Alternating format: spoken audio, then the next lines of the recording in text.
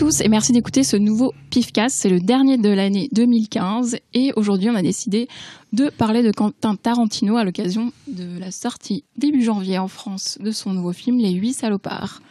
Alors, autour de cette table, pour parler de Quentin Tarantino, il y a Cyril. Il y a des gros salopards, non Cyril? Bah, merci.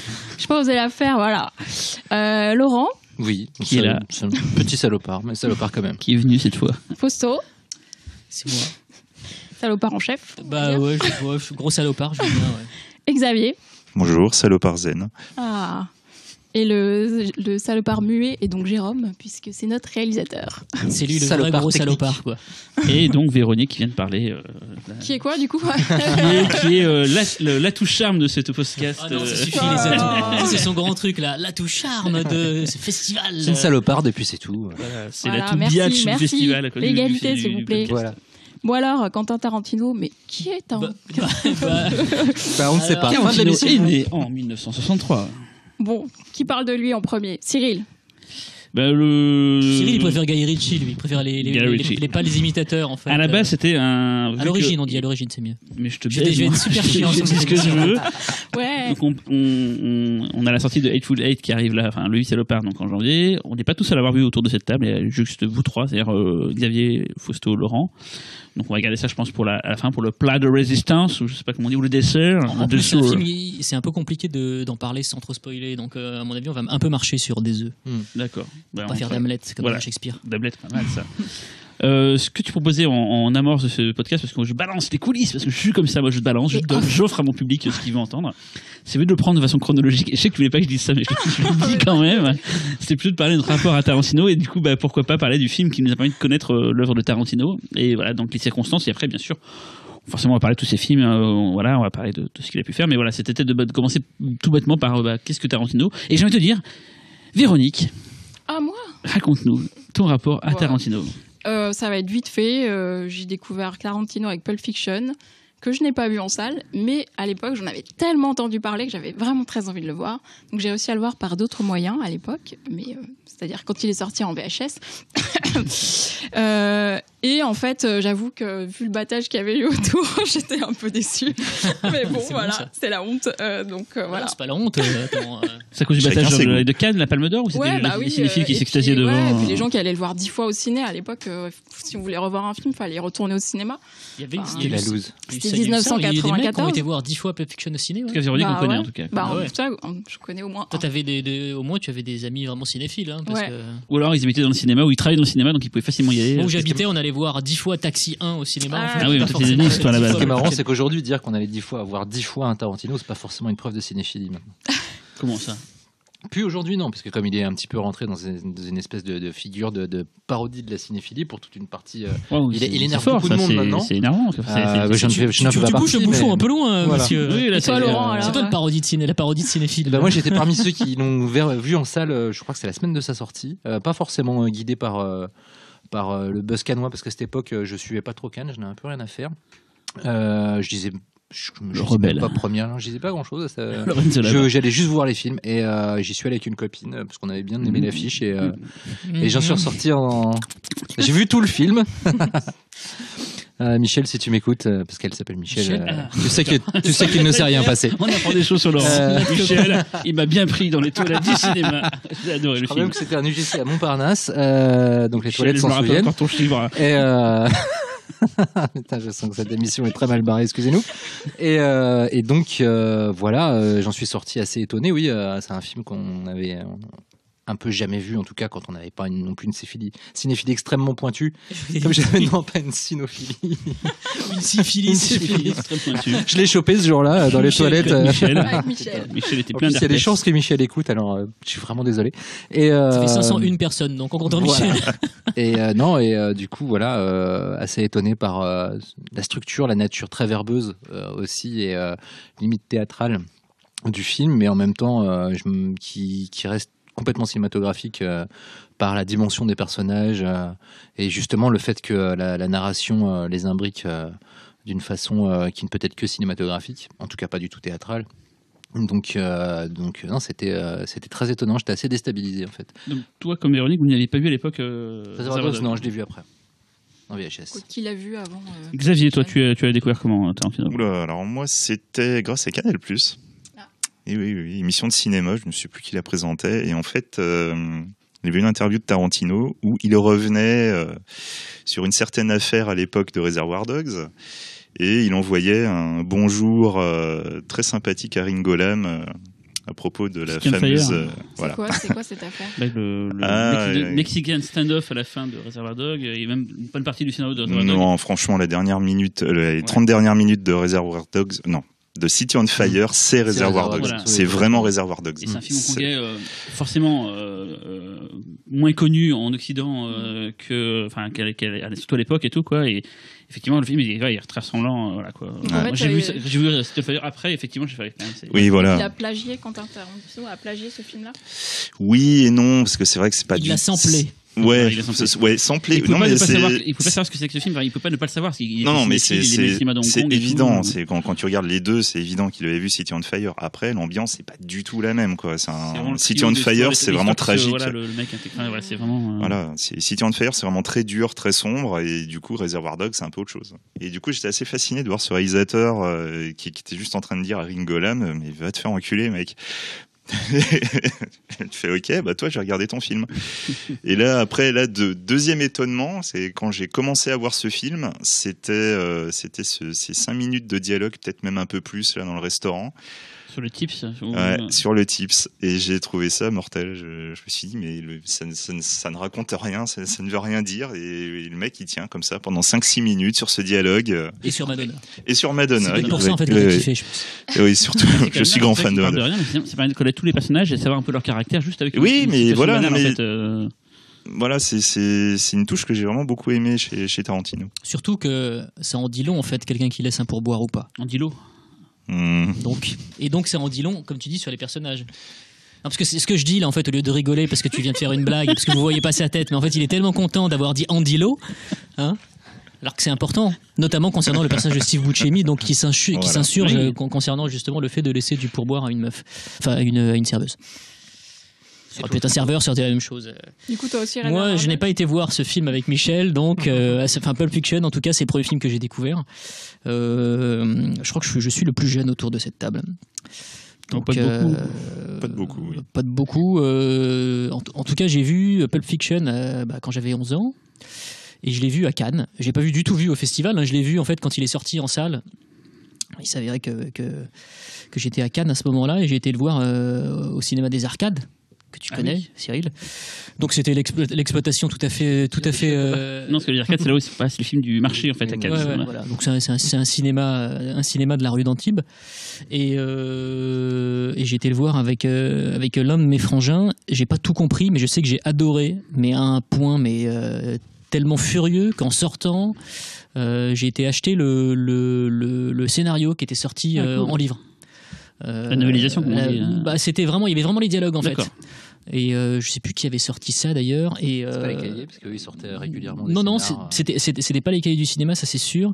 Mais bref, et en tout cas, j'ai absolument pas tout saisi ce que j'ai vu, mais en tout cas, c'est vraiment un point de basculement en fait dans ma cinéphilie Tarantino et Pulp Fiction, et ça m'a tellement marqué qu'après je me suis mis à rechercher et à collectionner un petit peu tout sur Tarantino.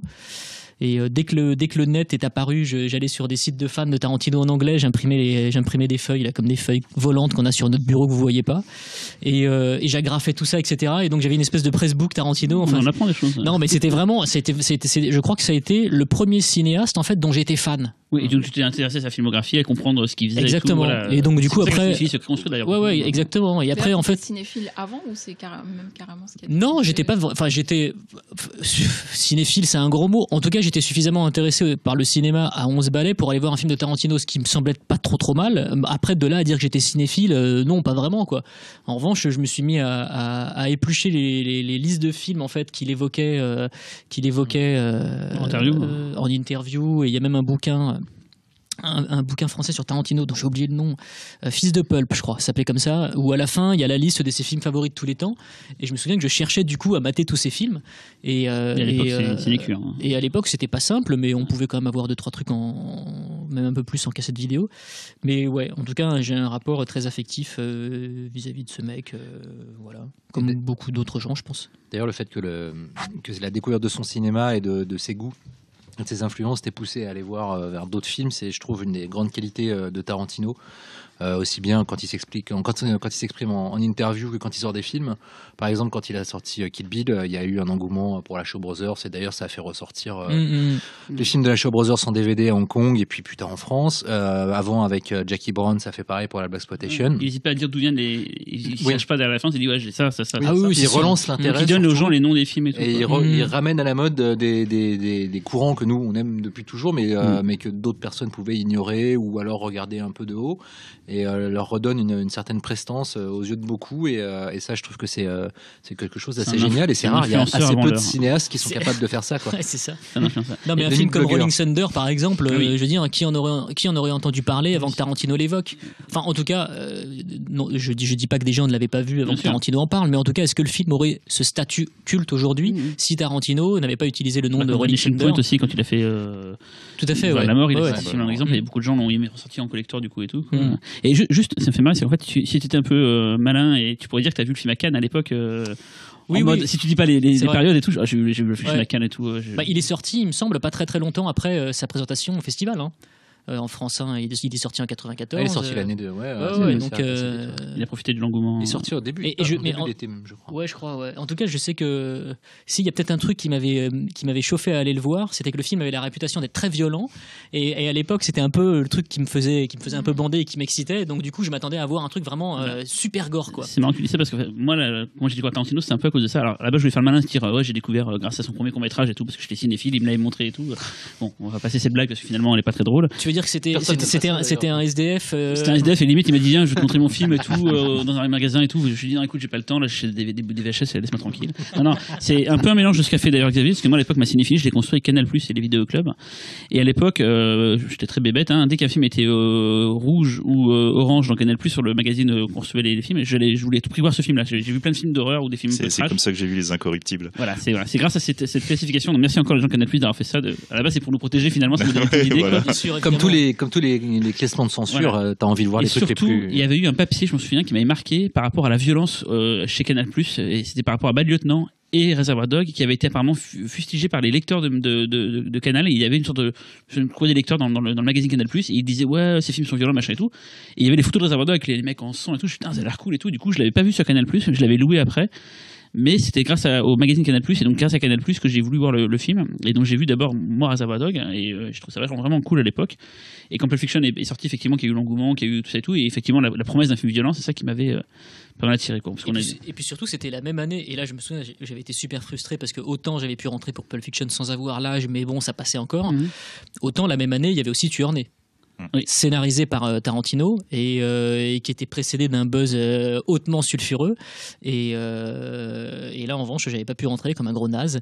Donc j'ai engrainé ma mère pour qu'elle me voie le film. J'avais pas l'âge, je crois pas beaucoup. Putain, moi j'ai pas pu aller le voir, et je me souviens que ma mère elle avait détesté. Moi j'avais trouvé ça très bizarre comme pauvre film. Madame Despontin. Quel est son prénom déjà? Tu ne sauras jamais. D'ailleurs, je crois que Tarantino avait désavoué. Ah oui, il a désavoué. Bien sûr. Mais souvent d'ailleurs, je crois largement par Oliver Stone. Même trop roman, je crois qu'il désavoue un peu le traitement de Tony Scott. Non, il scénario, c'est ça. Non, mais il kiffe le film de Tony Scott, Tarantino. Il kiffe le film et il adore Tony Scott. Oliver Stone très. Il a été réécrit par Oliver Stone, le scénar. Il reste quasiment plus rien en fait de son scénario. Lui, c'est tout le rapport aux médias, c'était pas dans le script de Tarantino, je crois. C'est ça le truc qui intéressait Stone à l'époque. Et pourtant aujourd'hui, je crois que je préfère vraiment Tueur Né à Pulp Fiction. Je compare pas. Enfin, c'est perso. D'ailleurs, on peut expliquer que Tarantino au début vivait grâce à il se fait connaître dans Hollywood parce qu'il avait c'était un bon script doctor. Enfin, il arrivait à bien à faire des bons scripts et tout, et c'est ça qu'il a vraiment fait connaître au début, c'est son côté script et tout, parce qu'il bossait dans un vidéoclub, c'est la légende, qui est pas une légende, c'est vrai, il bossait dans un vidéoclub avec Roger Avary. Ouais, vidéo archive. Ouais. Voilà, ils ont scénarisé ensemble Pulp Fiction, d'ailleurs c'est encore une histoire assez rocambolesque. Je crois que Reservoir Dogs, il devait faire partie d'une anthologie qui aurait dû être tournée avec Avary, me semble-t-il. Et moi, j'avais aussi lu ou entendu, je crois, que Reservoir Dogs et True Romance avaient été soumis en fait à Tony Scott et que Tony Scott était intéressé par Reservoir Dogs et que finalement Tarantino lui a signifié qu'il voulait réaliser le film. Enfin, il y a de toute façon sur Reservoir Dogs, il y a mille et une histoires entre l'implication de Robert Kurtzman. Enfin bref, il y a plein de choses à raconter. Mais vous voulez aussi avoir avec Ethel, je crois que c'est ça qui a débloqué le financement du film et tout. Et puis c'est marrant aussi de savoir en fait tous les acteurs qu'il voulait et qu'il n'a pas forcément eu. Et lui, c'est vraiment un grand classique d'ailleurs. Ça sortir récemment la liste d'ailleurs des films des gens qui voulaient pour les rôles et qui n'ont pas été en fait. C'est notamment, je crois, grâce à un laboratoire à Sundance, un laboratoire d'écriture, un truc comme ça qu'il a eu avec Ethel et d'autres. Le rapport entre. Ou Terry Gilliam lui a filé un coup de main d'ailleurs. Terry Gilliam en fait a kiffé, a adoré ce que faisait Tarantino là-bas. C'est là aussi qu'il a eu Tim Roth, je crois, et Michael Madsen pour Reservoir Dogs. Et je sais qu'il avait eu avant Harvey Keitel, mais je sais plus comment. Quelqu'un lui avait fait lire le script, en fait, il me semble. Parce qu'on pourrait parler aussi vachement de rapport entre les Weinstein et justement et Tarantino, parce que c'est dans le bouquin d'ailleurs de Biskin sur Sex Mensonge Hollywood, ça parle beaucoup justement de toute cette jeune génération de cinéastes et donc des années 90, le cas Tarantino et voilà et Sundance là c'est le cinéma indépendant en fait, c'est marrant, c'est le cinéma indépendant qui arrive à être qui arrive à cartonner en salle, qui arrive à se monter et tout. C'est ça aussi que représente Tarantino aussi, c'est l'indépendance dans un cinéma très formaté. On est les années 80, les années fric et tout, quoi. Là, on arrive à la fin des années 80, début 90, et il arrive avec quelque chose de nouveau, et très référencé. Je pense très côté, on lui a beaucoup reproché de faire un mix de plein de situations, de plein de films, mais c'est aussi ça qui, c'est un peu comme le son dans l'hip-hop. C'est aussi d'ailleurs une culture qui a apparu dans les années 90, le sampling et tout. C'est un peu tout est connecté. Enfin bon, là, on va un peu plus loin dans la filmo, mais ouais, non, mais en plus. Finalement, si on veut utiliser un gros mot, c'est vraiment un geek avant l'heure. Enfin, un geek avant l'heure. Non pas qu'il soit tardé. Non, mais c'est-à-dire qu'aujourd'hui, on dirait que c'est un geek qui a réussi, quoi. Mais c'est ça, et c'est pour ça en fait que c'est un mec qui a beaucoup touché, je pense, les gens, les jeunes notamment. C'est parce que en fait, on pouvait très facilement se projeter. C'est un mec qui sort vraiment de nulle part, qui travaillait dans un vidéoclub. Il y a une histoire à la Cendrillon, quoi. Ouais, complètement, et qui maintenant.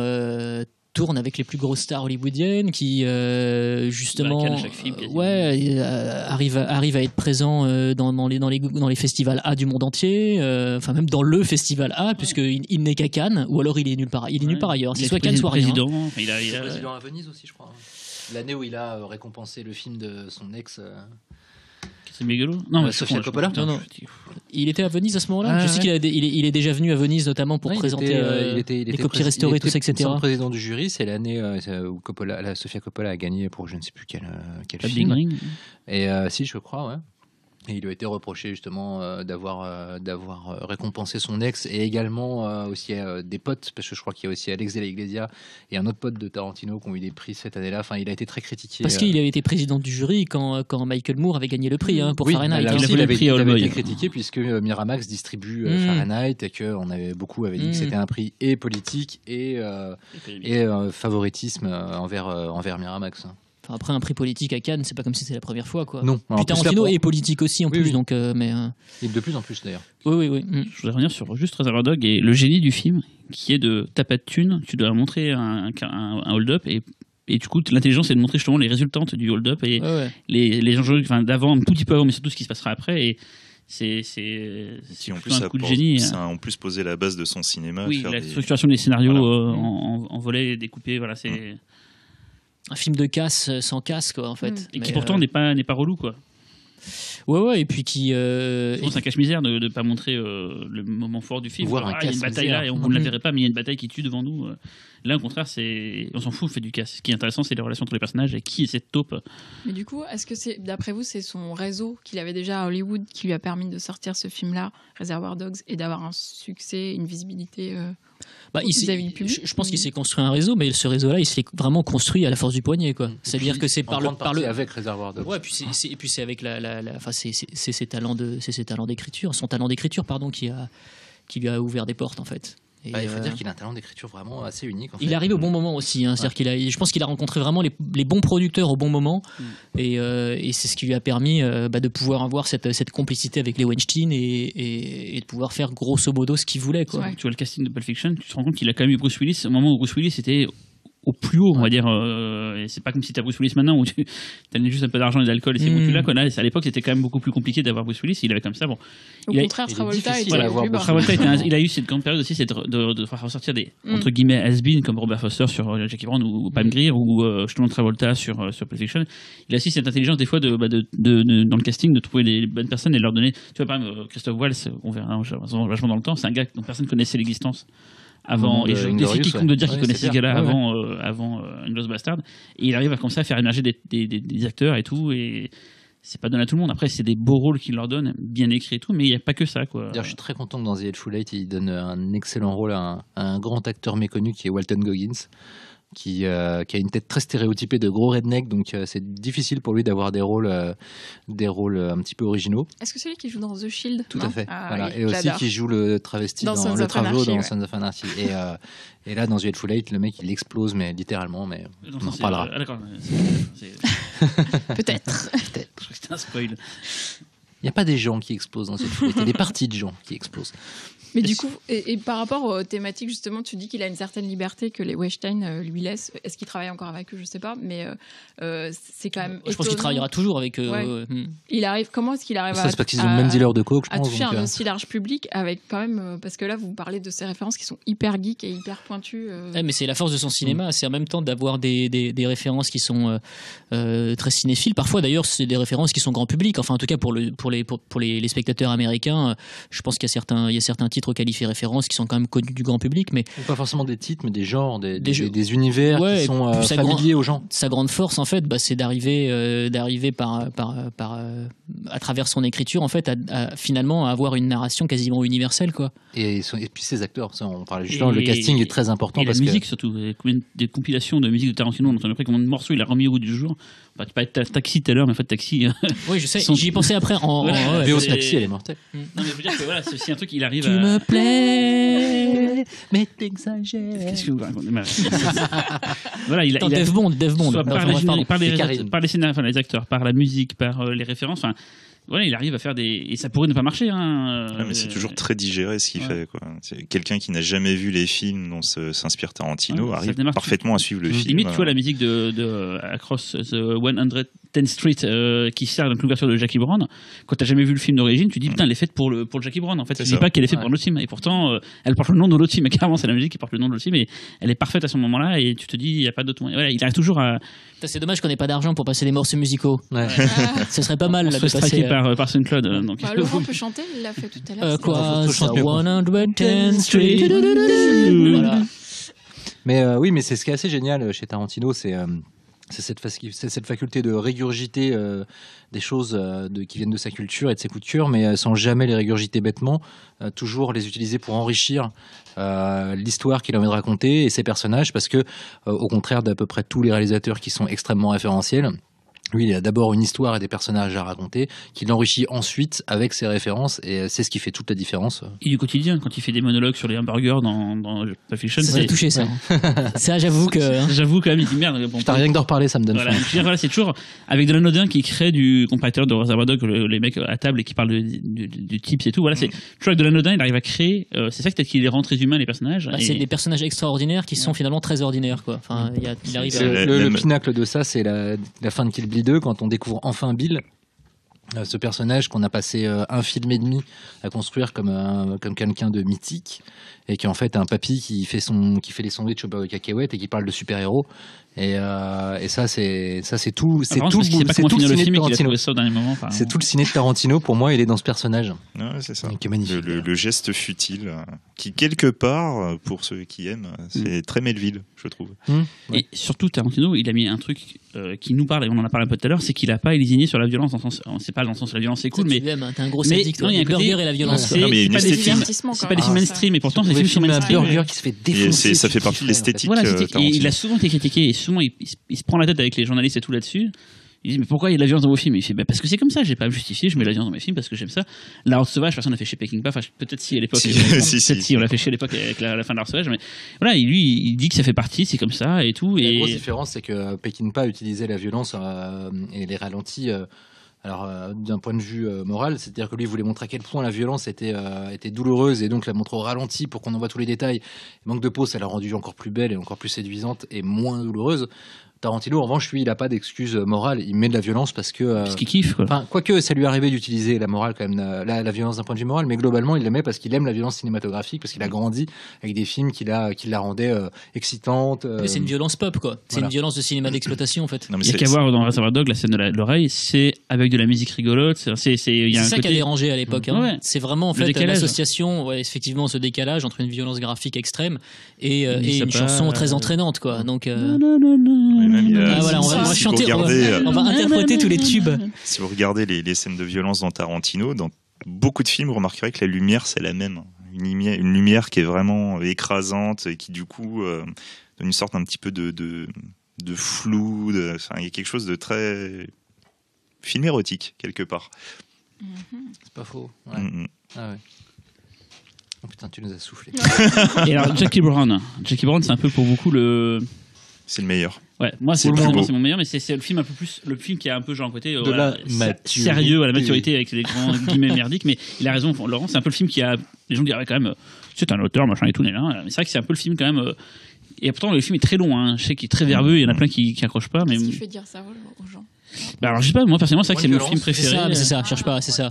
Mais moi, C'est personnellement, vraiment, quand je l'ai vu, Ça parle de la je n'ai vieillesse pas aussi, aimé. ça parle de. Personnage de femme, moins de violence. D'accord. Mieux, ce sont des stars en plus qui sont quinquagénaires, un peu plus même Ouais. peut-être pour Robert Forster, mais en gros, le film a tout pour être aimable. Voilà, on a de beaux personnages. Ouais, il est plus fréquentable, il est moins sale que Pulp Fiction et Reservoir Dogs, donc automatiquement, il a été étiqueté film de la maturité.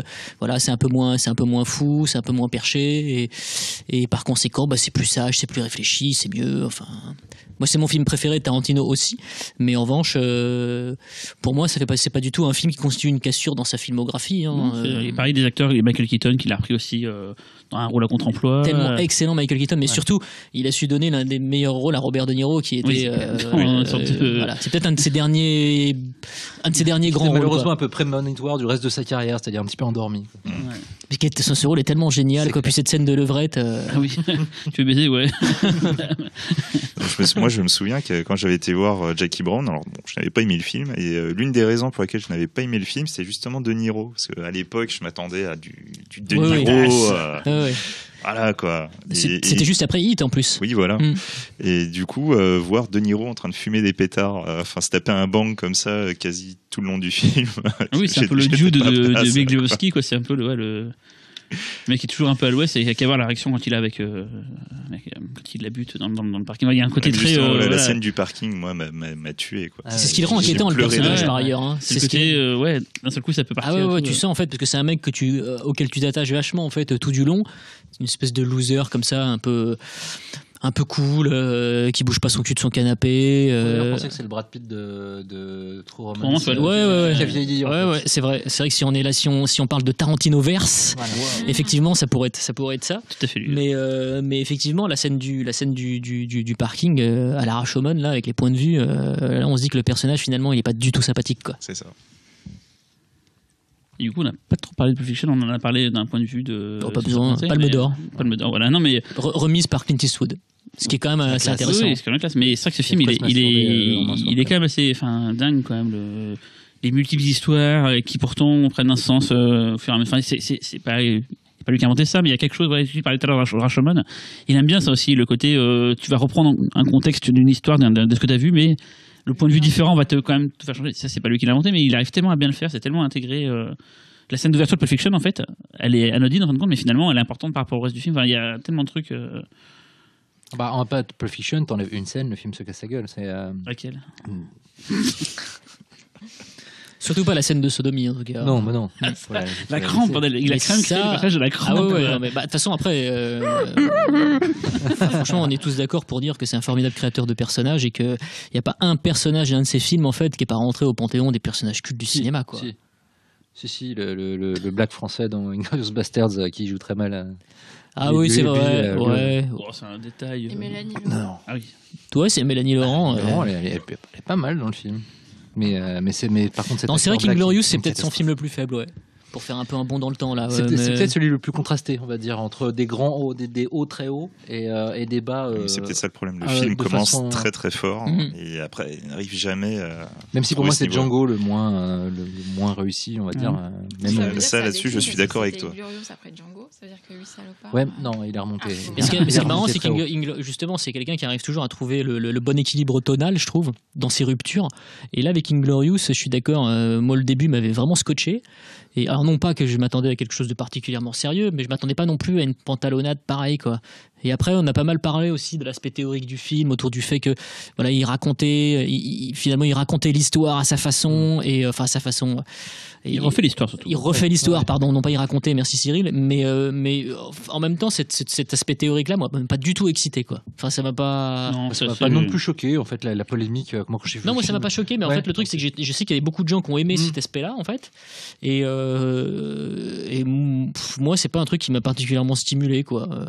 Puis je trouve le film finalement un peu paresseux par moment. Ouais, il y a des moments où c'est pas du meilleur Tarantino, que ce soit en termes de mise en scène ou c'est aussi où je trouve le casting du coup est un des plus faibles aussi, plus d'erreurs de casting. Mais, Et l'aéro c'est pas super. Ah non, c'est clair, hein, putain.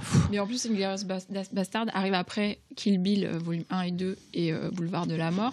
Et c'était hyper attendu, Inglourious Bastard, parce que c'était tellement. C'était hyper attendu, force qu'il mais avait fait même avant. Tarantino montre clairement dans le film qu'il pense que c'est son meilleur scénar. C'est d'accord. la scène de fin d'Inglorious Bastards. Et il l'avait déjà écrit à l'époque de Pulp Fiction, je crois. Ouais. C'est Ouais. pour les premières versions Mais du vraiment, scénar. ce côté, il se tourne vers le spectateur pour dire voilà, it's my masterpiece.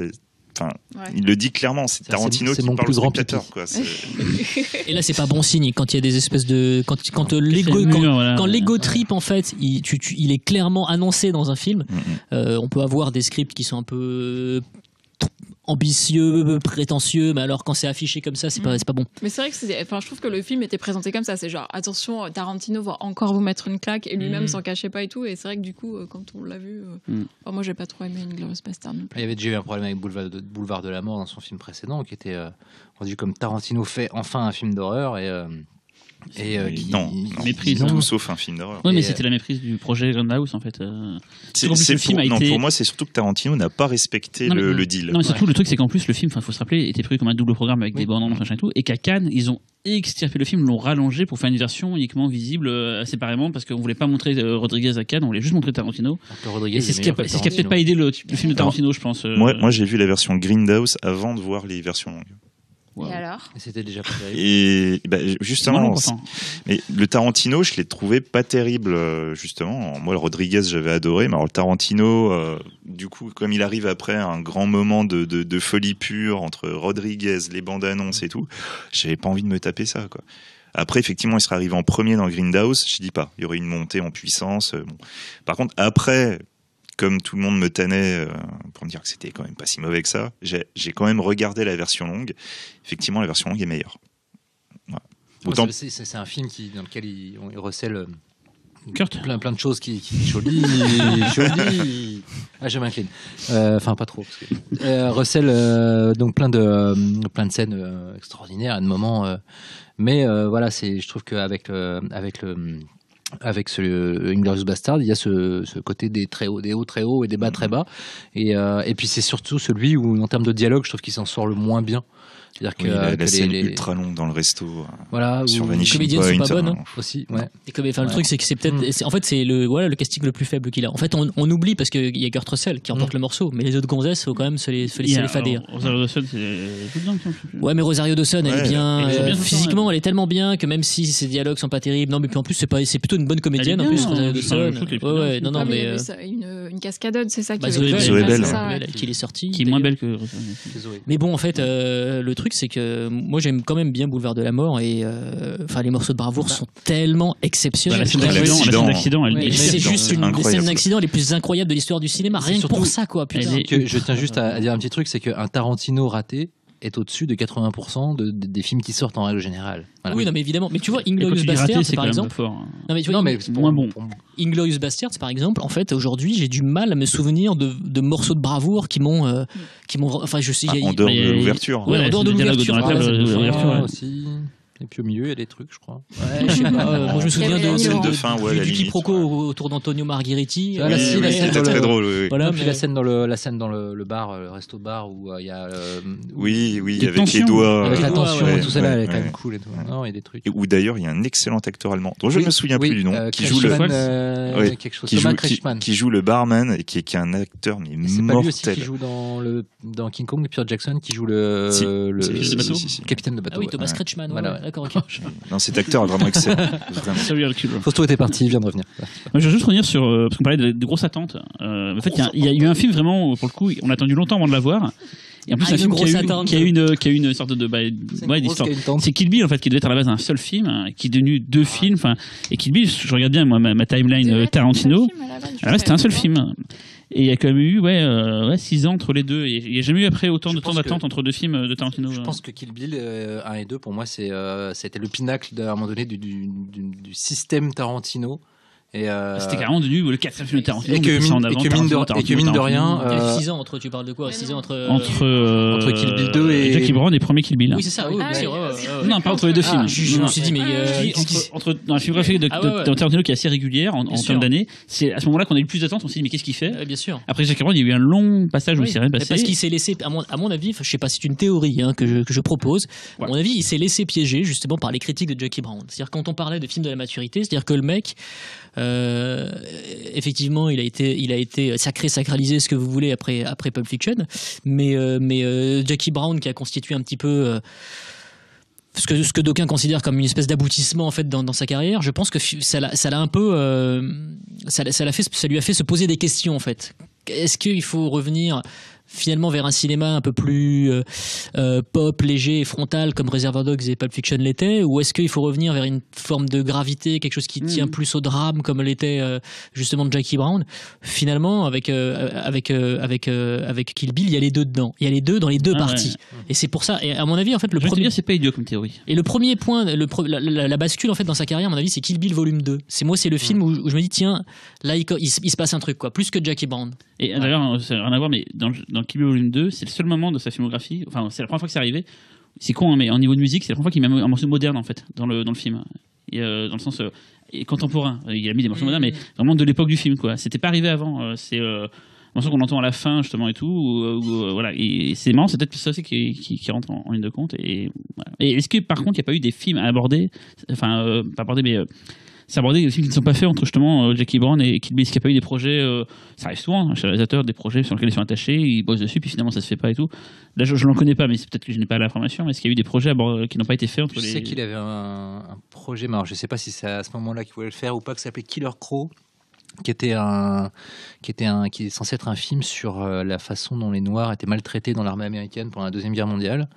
Je crois que c'est un projet qui nourrit encore quelque part. Ça devait pas être à un moment la suite pseudo-suite de Inglourious Basterds. Ouais, pas vraiment... un truc comme ça, ouais. Il y avait un film autour des frères Vega aussi, qui devait se faire. Tout à fait, c'est vrai. Et ça, c'est souvent, on en parlait, des side projects qu'il avait, genre pareil pour Kill Bill, il y avait des histoires de films qui devaient se faire après derrière et tout, et finalement il le fait jamais. Quoi. Mais... Il voulait refaire une version de Dracula aussi. Casino Royale. Oui, il devait faire Casino Royale. Il y a longtemps, il a été associé à Casino Royale. Il voulait toujours dit, je veux faire un James Bond. Il le disait. C'est pas je veux faire un James Bond, c'est je veux faire Casino Royale. Bien sûr. Et la version de Woody Allen, pas celle de. Il avait été aussi un temps plus ou moins annoncé sur un vendredi 13. Ah oui, c'est vrai. Ouais. Et puis maintenant, il y a ce fameux. Non, je crois que c'était peut-être après les Kill Bill. Je crois que c'était à ce moment-là, hein, mais ouais. Moi, c'est vrai qu'il disait qu'il aimait bien le personnage de Jason. Enfin, il y avait un truc sur de toute façon, mythologie et tout. À chaque fois qu'il sort un truc, parfois on prête un projet. Enfin, on se dit tiens, le mec a dit qu'il aimait bien Jason Voorhees, il va faire un vendredi 13. Parfois, je pense que l'info va un petit peu plus vite que les propos. Parce qu'il a dit qu'il avait adoré comment ça s'appelle Speed. Ça aurait été bien qu'il fasse Speed 2 du coup. Speed est dans sa liste de ses films contemporains préférés. Ah oui, avec en premier Battle Royale. Oui, ça c'est son film préféré. Il a quand même bon goût. Ouais. Et je sais qu'il était dans une salle du marché du film pour voir à l'intérieur d'Alexandre Bussier et Julien Maury. Et qu'il avait beaucoup ri. Apparemment, tout le monde l'entendait dans la salle. Voilà. Quel connard, il fait du bruit pendant les films. Bon, on va arrêter ce podcast. Après, le film a été acheté par les Weinstein. Et ils l'ont bien. Puis, Alexandre et Julien, ils ont eu une très bonne expérience avec les Weinstein aussi. Donc, tout est bien qui finit bien, quoi. Et donc Kill Bill, alors ce film un peu bizarre, bâtard, long, Kill Bill, chef-d'œuvre, qui a beau être considéré comme un film unique, mais quand tu vois le film, c'est pourtant deux films pas distinct, c'est débile de dire ça, mais vraiment, moi pour mon ressenti perso, j'avais pas du tout aimé le Kill Bill 1 à l'époque. Je sais pas pourquoi, sur le principe, je devrais l'adorer, quoi. Et c'est quand j'ai vu Kill Bill 2, j'ai fait putain, en fait, c'est un super bon film avec une putain de bonne intro, en fait. C'est une intro délire pour un très bon film après, quoi. Mais c'est le tout qui, en fait, c'est un film du coup, même si c'est que je dis à l'instant le contraire, c'est quand même un film qui est pour le coup cohérent en un seul bloc, quoi. Après, c'est son film le plus cohérent à peu près tous les niveaux, notamment dans son approche de la culture ciné qu'il adore. Moi, je vois Kill Bill 1 vraiment comme parce que les deux films mélangent les genres, c'est-à-dire que les deux principales influences des Kill Bill sont censées être le western spaghetti d'un côté et les films de kung-fu slash les Shambara. Il adore l'Asie et jusqu'à maintenant il n'avait pas trop parlé, en fait, à part City on Fire de façon indirecte. Là, c'est clairement il y met des acteurs asiatiques, Kenji Oba, il met le premier film est la version, on va dire, asiatique, le pendant asiatique. Le deuxième est le pendant western. Mais alors, ce qui est marrant, c'est que en fait, le Kill Bill 2 fait pour Kill Bill 1 ce que le western spaghetti a fait pour le western américain, c'est-à-dire désacraliser des figures qui ont été sacralisées avant. C'est-à-dire que dans Kill Bill 1, toutes les figures qui apparaissent dans Kill Bill 2, qui sont Michael Madsen, Bill, etc., sont les figures que dans Kill Bill 1 on ne voit pas, mais qu'on passe notre temps à nous dire ces gens-là sont des tueurs. Ils sont extraordinaires, ils sont surhumains. Et quand on les découvre dans Kill Bill 2, c'est des clochards ou des familles. C'est un videur paumé. Le personnage de Michael Madsen, c'est un vrai retournement. Mais voilà. Et le film fait ça. Donc Kill Bill 2 fait vraiment ça à Kill Bill 1, c'est-à-dire désacraliser tout ce qui a été construit dans le premier. Et puis il a aussi une structure de western spaghetti dans le sens où l'héroïne, au milieu du film, se fait capturer, est quasiment morte et elle remonte, elle revient chez les vivants de façon même pas métaphorique. Et oui, mais alors dans tous les western spaghetti, notamment les Léon, il y a, rappelle-toi du premier, pour quelques dollars, pour un poignée de dollars, Clint Eastwood se fait choper par les méchants et se fait tabasser au milieu du film. Il est même dans explosé. Django, Keoma, voilà. à chaque fois. Donc voilà, Kill Bill 2 est vraiment pour moi cette espèce d'aboutissement de comment j'incorpore une mythologie de cinéma que j'adore, mais pas en mettant à l'écran des cow-boys etc., mais vraiment en ayant ingurgité les codes et en ayant compris ce que ce cinéma-là voulait dire et en le réutilisant. Voilà, j'ai parlé très longtemps. Non, mais c'était bien. Mais c'était son film fantasme, en plus. Oui. Je pense que même encore aujourd'hui, son film fantasme, c'était son plus gros budget au moment où il a réalisé. Aujourd'hui, c'est Django Unchained, son plus gros budget. Je crois que ça coûtait $100 millions. Django, un paquet de biens. Son plus gros succès, d'ailleurs, je crois. Et son plus gros succès au box-office, il me semble. Ah ouais, Django, pardon, je pensais que tu parlais de Kill Bill. Non, Django. D'accord, Django, tout à fait. Mais ouais, puis en plus, je pense que son intelligence et sa grande force, c'est aussi de savoir s'entourer des meilleurs. C'est-à-dire qu'il y a tout un entourage. On parlait beaucoup des Weinstein, mais bon, il y avait aussi sa monteuse qui est aujourd'hui décédée, Sally Menke, qui est quand même est très importante. Son chef-op, Bob Richardson. KNB, sur Reservoir Dogs, c'est eux qui a fait les effets de make-up. Gratos. Ils sont tout le temps. Gratos, c'est Kill Bill qu'on fait tous les Gratos en échange du script d'une Nuit en Enfer. Enfin, c'est-à-dire que c'était une idée originale de Robert Kurtzman, Une Nuit en Enfer, mais bon, il lui fallait un scénariste de talent, donc il a dit écoute, moi je vais bien te faire les effets spéciaux en fait sur exactement. Donc il joue aussi dedans, et ça c'est pas terrible, parce que Tarantino acteur dans Une Nuit en Enfer, c'est pas dément. C'est pas pire que Tarantino acteur dans Django Unchained. Ouais, c'est assez tendu. Ce film, même dans Planète Terreur aussi, il est. On va pas parler de. Ou Tarantino dans le Django de Mickey. Ah, le Sukiyaki Western Django. Oui, Sukiyaki Western Django. En plus, c'est un rôle assez long en plus, quoi. Tout à fait, ouais. Un peu trop long. Mais ouais, non, tout ça pour dire qu'effectivement, Kill Bill file fantasme. Mais en plus, ce qui est marrant, c'est qu'il y avait beaucoup de cinéastes, notamment français. Moi, j'ai le souvenir de Mathieu Kassovitz, Christophe Gans, qui détestaient le film et qui l'avaient fait savoir. Et c'était marrant, notamment par rapport à Gans. Que le premier volume ou les deux ensemble? Alors, je me souviens avoir entendu ces réactions-là à la suite du volume 1, en fait. Je sais pas ce qu'ils ont pensé du volume 2 par la suite, mais c'est vrai que le premier a un côté catalogue pop qui peut paraître énervant. Il y avait même des gens qui disaient que c'était juste une sorte de chant du cygne, enfin qu'on enterrait le genre définitivement. Ils avaient des mots assez durs sur le premier Kill Bill. Et cela dit, ma scène préférée du premier Kill Bill, moi, c'est le passage en animation. J'ai fait dire ça, c'est mortel, qui est mais genre extraordinaire, que j'ai maté de manière tout à fait isolée parfois. Ça avait profondément vexé l'idole de Cyril, donc Guy Ritchie, puisque Guy Ritchie a essayé tout de suite après quasiment de faire une scène d'animation dans Revolver, qui est l'une des pires scènes d'animation. Jamais on oublie, quoi. C'est une catastrophe. Et puis je suis pas dingue de Guy Ritchie, j'aime bien les deux premiers films produits par Matthew Vaughn, et c'est pour ça que je me suis fait avoir à l'époque. Mais bref, juste un truc truc qui me fait marrer sur Kill Bill, qui est propre aussi au cinéma bis et au cinéma d'exploitation, c'est le principe des films censurés qu'on découvre plus tard en version longue et tout. Et Kill Bill, c'est le premier film de Tarantino, je crois peut-être le seul de sa filmographie, qui a été largement quand même coupé, en tout cas, pour le premier volume, en Occident. Il y a une scène entièrement en noir et blanc avec plein de scènes gore en moins. Il y avait plein de trucs, la scène d'animation était vraiment moins violente et tout. Et seul le Japon pouvait avoir la version complète. Merci les Japonais. Et on est plein à avoir acheté cette version japonaise DVD, ouais. pour pouvoir voir. Et le film, il est vraiment plus bourrin. Oui, mais en même temps, c'est aussi la censure la plus intelligente que j'ai pu voir dans un film. Parce que le passage en noir et blanc dans Kill Bill, c'est directement inspiré de Godard sur le fait de, voilà, si ton sang n'est pas rouge, ce n'est pas violent. Mais il est moins violent. Il y a des scènes en moins aussi. Et c'est pas que noir et blanc. Tout à fait. Non, je sais. Mais voilà. en tout cas, pour cette scène-là en particulier, j'ai trouvé que c'était super malin. Au final, ça l'a rendu vachement plus forte cette scène parce qu'on savait que ça allait passer en noir et blanc. Enfin, moi, je le savais avant, donc.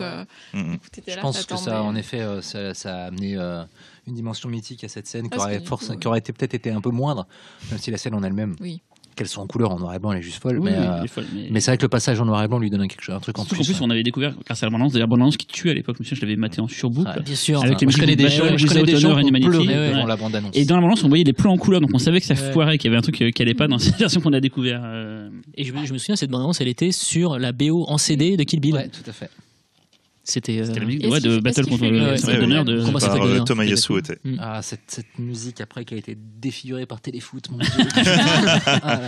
Si seulement les gens savaient d'où ça venait à la base. Je te signale qu'ils ont aussi défiguré Puff Daddy featuring Robert Plant pour la BO de Godzilla de Roland Emmerich. Tous les confessions intimes qui ont défiguré la musique de Requiem for a Dream. TF1 n'a pas fait vraiment du bien. La musique de Hit aussi. Oui, aussi, ouais. TF1 ferait beaucoup de mal au BO qu'on aime. C'est tous les mecs qui montent là-bas. Stéphane qui sont déguisés en fait. Ils aiment bien en fait. Et voilà. C'est des mecs qui sortent d'école du cinéma, d'école de ciné, tout ça. Ils doivent monter du téléfoot et les fait chier, mais bon, ils ont le choix de mettre les musiques et ils mettent des trucs improbables. Voilà quoi. Kinji Fukasaku, Thierry Roland. Voilà. Les deux se parlent aujourd'hui dans l'au-delà. Voilà, deux univers qui ne devaient pas sans code d'honneur. Et donc effectivement, ce film était, moi ça m'avait marqué à l'époque qu'il soit justement comme on l'aime dans le beat, c'est pas voulu à la base, mais qu'il soit vraiment coupé en deux. Déjà couper le film, coupé en deux parties, puis après couper lui-même en intérieur, ce qui était un peu une marque de fabrique de Tarantino, c'était l'ultra-violence. Là, le film, on avait quand même pas mal pâti. Ça en avait rien à l'histoire, mais c'est quand même toujours dommage de se dire que on ne voit pas l'œuvre complète, quoi. Mais cependant, il me semble aussi que le fait d'avoir coupé le film en deux, il y a un vrai remontage aussi. Il me semble qu'il y a des scènes qui apparaissent au début du 2 qui devaient apparaître à la fin. Ah ouais. D'ailleurs, quand le Kill Bill The Whole Bloody Affair, c'est-à-dire la version longue, qui devait sortir. Elle a été projetée. Elle a été projetée à Cannes. Je crois même qu'elle est disponible par des moyens que la morale réprouve. Et justement, il y a des scènes qui disparaissent du début de Kill Bill 2. La transition n'est pas la même entre les deux. Mais dans les censures, c'est que dans Kill Bill 2, il y a des plans de plongée totale quand il arrive dans la cuisine, en fait. Peut-être dans le 1, il y a des plans des fois qui sont pas des plans gore qui ont été changés. Il y a des plein de trucs qui ont été changés dans le film qui ne sont pas forcément de la violence. Le début d'ailleurs, c'est un hommage à. Quand elle arrive chez Vivica Fox, il y a une phrase d'accroche qui dit voilà, la plat est un plat qui se mange froid, probable Klingon. Au Japon, c'est un hommage à Kinji Fukasaku. Justement, il y a un hommage qui est fait et tout. Il y a des trucs, des fois anodins, qui ont été changés entre les deux versions. Il y a des plans de plongée totale, des choses et tout, qui ne sont pas des plans violents, qui ont été inversés ou qui n'existent pas dans la version normale. Ça, c'est un truc vraiment typique de Tarantino. Il y a une précision dans le détail qui se ressent même sur un remontage. Pour revenir sur Boulevard de la Mort, tu passes à un petit film pseudo-horreur dans la version Grindhouse. Quand tu le regardes en version longue, en fait, t'as un Rape and Revenge motorisé. C'est un truc de malade, quoi. Il y a des plans, tu vois, Kurt Russell avec son aigle entre les cuisses quand il est sur le capot de sa voiture. Enfin, ça change complètement la vision du film. Un Rape and Revenge motorisé. C'est pas un canard c'est pas un petit canard? C'est peut-être un petit canard, oui, je sais plus. En tout cas, c'est juste la petite effigie qu'il a. Sur la calanque et tout. C'est Kurt Russell, l'aigle, je suis d'accord avec toi. Mais oui, c'est un bon coin. Justement, il s'assoit sur le capot de sa voiture. Justement, c'est le bouchon de radiateur. Voilà. Pendant qu'il est en train de regarder les nanas qu'il va buter plus tard, et c'est littéralement lui en train de s'exploser dessus. Il va canarder après. Oh. Et du coup, Kill Bill, ça avait été écrit par Tarantino pour être qu'un seul film. Ça a toujours été annoncé comme ça en tout cas à la base. C'était un film unique. Donc c'était artificiel. Et devant la longueur, les Weinstein ont fait 2 films et tout. À quel, je ne sais plus à Cannes, il a été montré en un seul bloc ou il a été montré en 2 blocs? Un seul bloc. Il me semble que ça a été monté en un seul bloc. Ouais, moi, il me semble que après la sortie même avant, je crois qu'il y avait. Il me semble que justement avant The Whole Bloody Affair, il y avait eu une projo complète. Mais à vérifier par Véronique. Je suis pas sûr de. Je sais qu'à l'époque, il avait été montré, mais bon, peut-être que ma mémoire joue des tours, et peut-être mélange aussi avec Grindhouse, qui lui a été montré en un seul bloc, je crois, à Cannes, il me semble, non Non, même pas. Non, c'était juste Boulevard de la Mort qui avait été montré. C'est sorti en double programme. Mais je crois que Kill Bill a été montré à une seule bloc. Mais bon, on attend le fact-checking de Véronique. Je crois qu'au Québec aussi, Grindhouse. C'est le volume 2 qui aurait été montré à Cannes. Ah non, c'est pas possible. Si. Et non, tu peux pas montrer le volume 2 si t'as pas vu le 1. Bah, le volume 2 a été montré à Cannes, parce que je me rappelle. Le 1 et l'année suivante le 2, mais. Je me rappelle que comme le film sortait plus tard chez nous que chez nos amis belges, à cause du fait qu'il était à Cannes, Kill Bill 2, j'étais allé à Bruxelles en voiture avec des potes le jour de sa sortie pour aller voir Kill Bill 2 à Bruxelles. Ce qui m'a permis de le voir en même temps quasiment que la projet de Cannes ou la veille. Il y a combien de temps, nous, entre les deux, en fait, en France, il y a eu combien de temps? Il y a eu 6 mois, il y a eu un an, il y a eu... volume 1, c'était novembre 2003. Ouais. Et volume 2... Ah bah ça devait être mai de l'année suivante, tout de suite après Cannes. Il y a eu un an entre les deux? Je me souviens pas que c'était aussi long, quoi. Si, c'est ça, c'était novembre et mai. Novembre et mai. Je me souviens, parce que novembre, j'avais été revoir le film, l'anecdote perso pourrie. J'avais vu le film à Nice et j'avais été revoir le film au pâté Vepler, à Place de Clichy, quand je faisais mon stage chez Mad Movies en 2003. Parce qu'ils avaient ressorti le 1 du coup pour que les gens puissent voir les deux et tout. Ouais. Ah oui, ils avaient ressorti. Non, c'était l'exploitation encore. Je l'avais vu à Nice une première fois en novembre et puis je l'ai revu un peu plus tard ici. Parce qu'à une époque, les films restaient en salle plus de 2 semaines. Oui. C'était en 2003, ça, oui, c'est bon là. Ouais, plus de 12 ans. Et ouais, donc Kill Bill, je sais pas si quelqu'un a encore autre chose à ajouter sur Kill Bill. Je veux dire, Fausto, elle a été... Son actrice fétiche, Mathurman. C'est probablement l'un des films où je suis rentré dans la salle, probablement dans un état d'excitation, mais totalement... Enfin, j'attendais tellement, j'étais là, je fais, mais putain, mais qu'est-ce que ça va être ? Et cette bande-annonce fantasmatique là, les affiches japonaises aussi. Putain, les affiches japonaises. Les premières photos façon film de Yakuza dans un magazine américain, je crois, qui montrait que le film allait être super gore. On voyait toutes les têtes. Bien sûr, non mais. Et on s'est dit, parce qu'on savait pas à l'époque, on savait pas du tout que c'était ça comme ça le film. Mais Fangoria avait publié des photos super gore. Là, je passe encore pour le mec qui aime que ça, qui aime que le bourrin, que le gars. Mais quand on a su ça, je me souviens sur internet, c'était apparu les photos et on s'est dit, ah ouais, en fait. Ils avaient publié pas ça dans les. Ils avaient publié, je crois, c'était la photo d'un Crazy 88 en couverture. mains et tout. Avec la bouche ouverte, avec Crazy Killer. Ouais. Ah, mais laisse tomber, ça rendait ouf, quoi. Quand tu es sorti de la salle, j'étais ouf. Ouais. Non, mais franchement, c'est un des films qui m'a fait un effet physique. C'est-à-dire, je suis sorti, j'avais j'avais les jambes flageolantes. Ah non, mais je m'étais pris un. Tu t'étais pris Michel, quoi. Mec, c'était pris Michel, quoi. On a perdu Cyril, ça y est. Ça, je sais pas. Je m'excuse, cher public. Des fois, ma pensée va plus vite que ma bouche, donc on inverse, je sais pas, mais. J'ai enlevé j'ai cassé ton truc, je suis désolé. C'est pas grave, je faut montrer une vengeance non, mais c'est pas cool. Lors d'un autre pifcast. Il y avait tellement plus dans le film que dans sa bande-annonce, ce qui aujourd'hui est un peu l'inverse, souvent. Du coup, la surprise de voir une séquence en animation, la surprise de voir des séquences ultra gore. La séquence de Little Blood à la fin aussi. Ah ouais, non, mais c'est un peu la même surprise qu'on a avec les 8 salopards d'ailleurs. Absolument. Bon, on garde ça pour la fin. Voilà. Mais avant... Parce que un des films dont on n'a pas parlé... Un morceau de musique que vous n'entendrez pas. Non, avant Django, parce que c'est le seul, le seul qu'on n'a pas abordé. Pardon.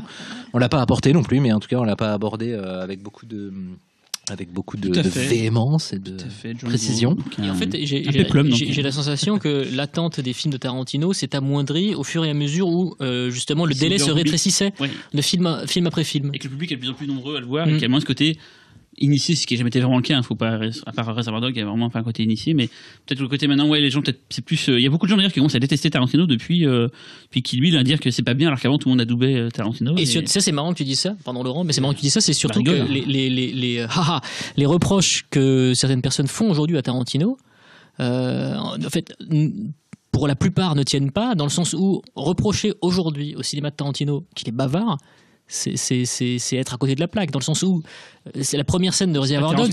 Non, mais la première scène de Reservoir Dogs, c'est quand même des mecs qui parlent, tu le disais tout à l'heure Xavier, c'est quand même des mecs qui parlent de pourboire et de Madonna.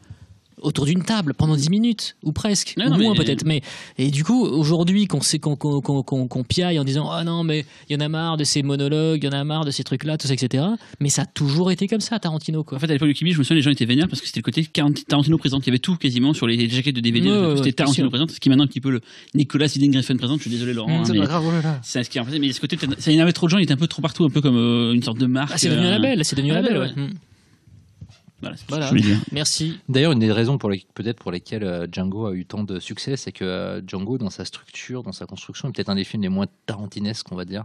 Dans le sens où il y a beaucoup plus de décors, beaucoup plus d'action. Plus linéaire aussi. C'est plus linéaire. Et je pense que c'est une des raisons pour lesquelles le film a été un succès aussi fulgurant. Puis il a DiCaprio qui attire donc Ouais. tout le monde, faut le C'est savoir. vrai. Hein, c'est, Le film est violent pourtant. Il aurait pu Ouais. aussi là-dessus se calmer, mais il ne s'est pas calmé. Il y a eu pas mal de polémiques aussi. Oui, ils sont beaucoup. Et le tournage était chaotique, je crois. Il y a eu beaucoup d'embrouilles entre Jamie Foxx, je crois, et. Enfin, je sais pas, c'est peut-être. Moi, j'étais pas sur le tournage, hein, c'est ce que j'ai pu lire, mais. Qu'est-ce qu'il t'a dit Jamie Foxx Quentin n'a pas l'air d'être l'acteur le plus simple du monde. Il a l'air de se comporter plus comme C'est un peu star le Puff Daddy du un peu le R&B. Puff Daddy du cinéma. Quoi. Ça devait être Will Smith à la base. Ouais, absolument. Ouais. Puff Daddy, hein, je veux dire Kanye West. Un Mais il peu avait Kanye déjà West fait du Wild cinéma. Wild West, donc Voilà. il ne pouvait pas refaire. Hein. Mais ouais, non, mais ouais, je trouve que c'est un Django, film étrange, Django. J'aime bien en Django, fait. mais je sais pas, je peux pas en parler. J'aime bien le film, mais je sais pas, je m'en fous. Je suis pas fan. Moi, j'avoue que ça m'a vraiment Ouais, déçu pas. en fait quand je l'ai vu, mais Ouais. ça m'a pas déçu. Je suis pas sorti en me disant ouais c'est nul quoi. Je me suis dit tiens finalement c'est plus ou moins ce à quoi je m'attendais. J'avais l'impression que c'était un Tarantino sur des rails. Ouais, quoi, c'est ça, en des fait. rails, ça, ouais. Et, Moi, ce qui m'a beaucoup surpris, c'est la fin, c'est-à-dire toutes ces 10-15 dernières minutes où le personnage de Django devient complètement désiconisé à force d'être iconisé. C'est-à-dire toute cette danse sur son cheval quand la baraque explose, quand les méchants explosent, trucs comme ça, où il est tellement en mode je me la pète que ça m'a déstabilisé. En fait, j'en suis arrivé avec une espèce de théorie. J'aimerais bien un jour lui demander à il va- Quentin. Mais il nous écoute. maintenant c'est le moment. Voilà. C'est même le plan avant quand il se retourne vers la maison qu'elle explose et qu'il est en gros et qu'il met ses lunettes et ses lunettes sont de traviole et le personnage a l'air con mais vraiment et c'est pas il est accompagné à ce moment-là par une musique de R&B contemporaine. Alors que dans le film, ça s'ouvre quand même sur la vraie chanson de Django. Et en fait, j'y ai vu, alors c'est certainement une boîte de critique, une espèce de commentaire sur l'évolution de la culture black, c'est-à-dire c'est une façon de dire quand les Noirs vous avez réussi à vous libérer de l'esclavage, mais qu'avez-vous fait de votre héritage qui a été forgé à partir d'années de lutte, etc. Parce que le personnage au début est quelqu'un qui a vraiment une nature minérale et qui est liée à la terre, à son drame, etc. Et à la fin, c'est quelqu'un qui se la pète Mais tu sais, c'est grave. sujet un peu de. Enfin, pas ce sujet, mais Adios Tom, qui est un film que Tarantino.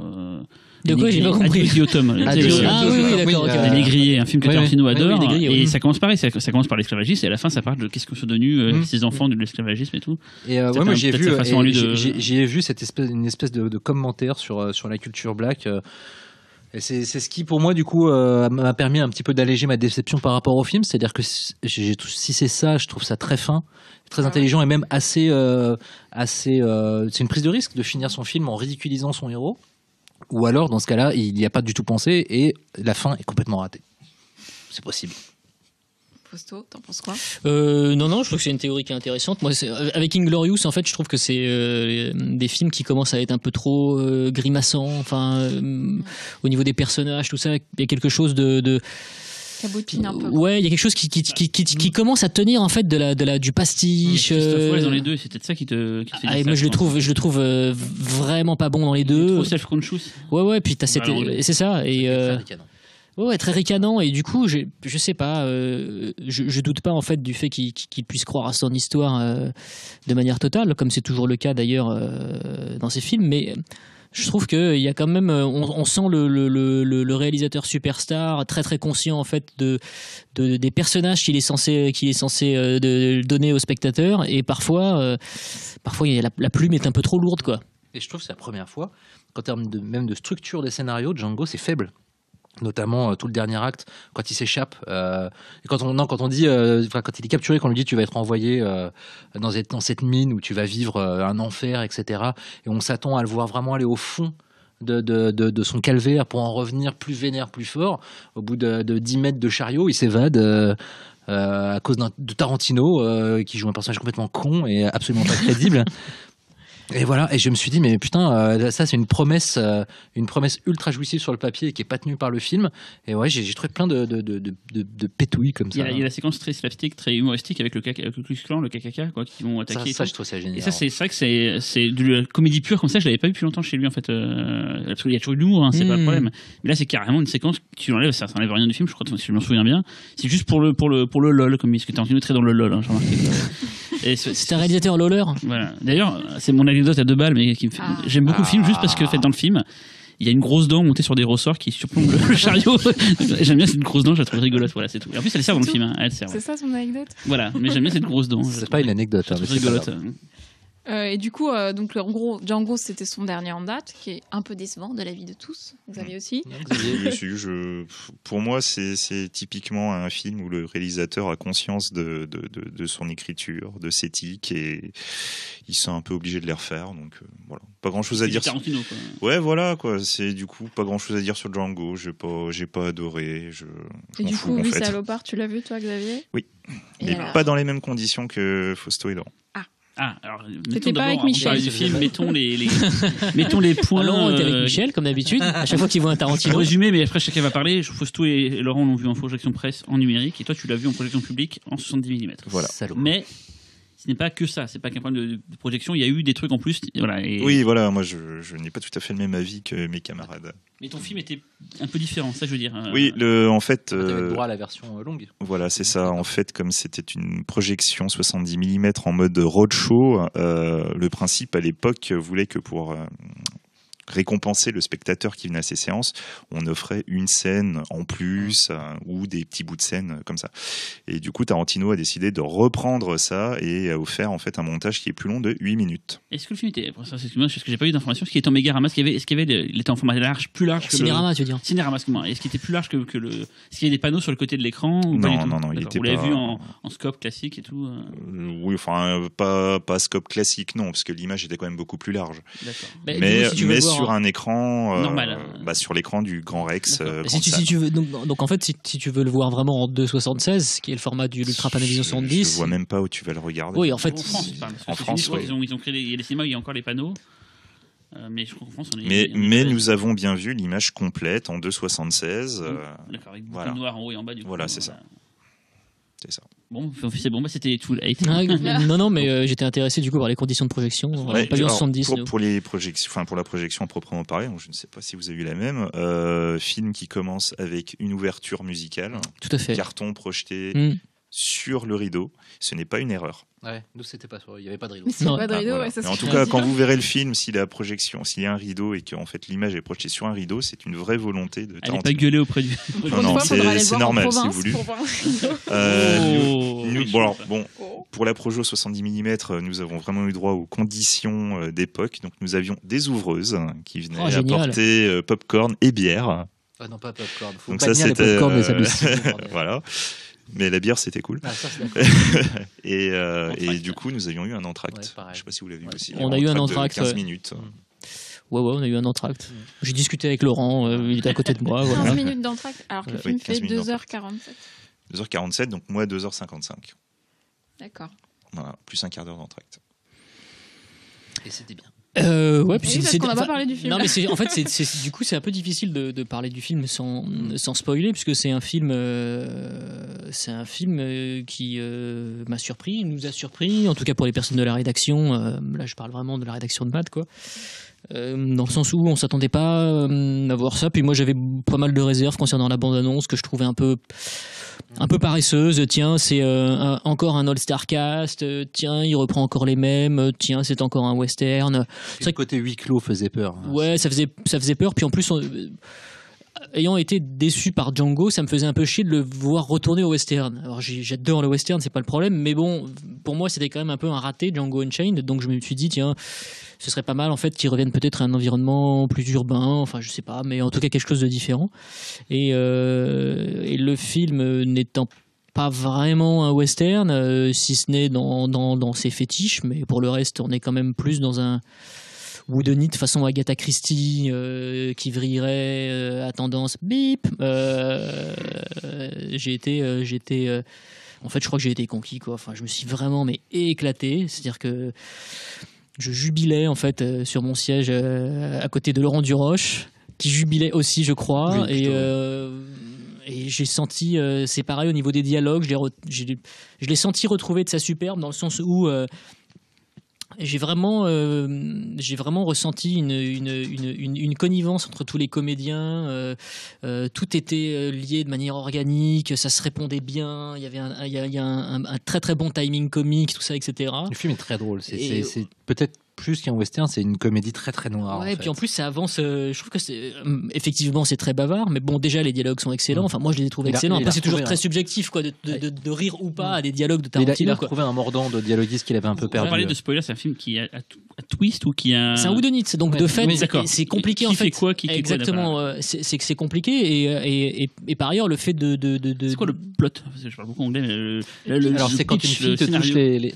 C'est quand Michel te touche. C'est si je dois décrire le film sans spoiler, je dirais voilà, c'est l'histoire de 5 clochards qui mangent du poulet. Qu'est-ce que tu dirais sur le. Non, c'est un exemple. C'est l'histoire d'un chasseur de primes qui accompagne une prisonnière qu'il compte emmener non pas à l'abattoir mais au bourreau, et qui est forcé à cause d'une tempête de neige de s'arrêter dans une espèce de mercerie, c'est-à-dire un refuge pour voyageurs. Et là, il est rejoint où sont déjà présents plein de personnages qui, on va se rendre compte, ne sont peut-être pas là par hasard, et ils sont tous immobilisés par un blizzard à tes souhaits, Cyril. Pas là par hasard.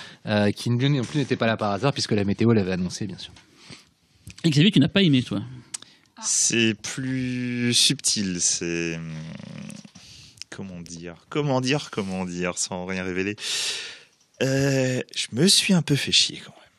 Je suis désolé de le dire aussi brut, mais je suis choqué. Je suis désolé, non, mais j'ai trouvé Pourtant, le film... je pensais qu'on partageait un truc via notre calvitie, notamment, mais en fait... Justement, vos cheveux sont en train de repousser et je pense que c'est en train de créer un schisme entre vous. Non, mais t'inquiète, ça reviendra. Non, moi j'ai trouvé le film un peu long. C'est toujours aussi bavard ou... Oui, mais c'est pas... Bavard, Oui, c'est vraiment son film le plus bavard, là, clairement. Et huis clos, huis clos, je dirais même double huis clos. Ouais. Mais voilà, j'en dirai pas plus. Le film a des scènes très intéressantes, des dialogues qui tuent par moment, mais je sais pas, il y a un moment, enfin, pour moi, c'était too much. Enfin, en tout cas, je parle vraiment de la première partie... qui au bout d'un moment me saoulait un peu. C'est assez radical comme approche. Ça oui, c'est moins qu'on puisse dire là. C'est plus radical depuis un bon moment et j'ai l'impression que c'est une espèce de retour aux fondamentaux, mais assez vénère, c'est-à-dire avec Inglorious et avec Django, je suis parti dans des films peut-être un peu plus classiques. Comme on disait tout à l'heure, c'est-à-dire en termes de narration et aussi de plusieurs décors, etc. Et là, un film d'époque aussi d'ailleurs. Là clairement, c'est Réservoir Dogs voilà. Sur 3 heures, quoi. Ouais. C'est pas mal. Oui, mais voilà. C'est génial, mais sans plus. Non. En fait, ce qui se passe vraiment, c'est que du coup, la deuxième partie m'a déjà beaucoup plus plu. Mais je suis quand même ressorti de la salle mitigé. La deuxième partie, c'est comme Kill Bill, il y a vraiment 2 films en un, ou c'est juste que l'entracte divise en 2? Non, mais c'est... c'est dur de pas en parler. Voilà, bref, vous verrez. Voilà. Alors, moi, j'ai 2 questions qui n'ont rien à voir avec le scénario. Visuellement, c'est comment? Et la musique, elle est comment?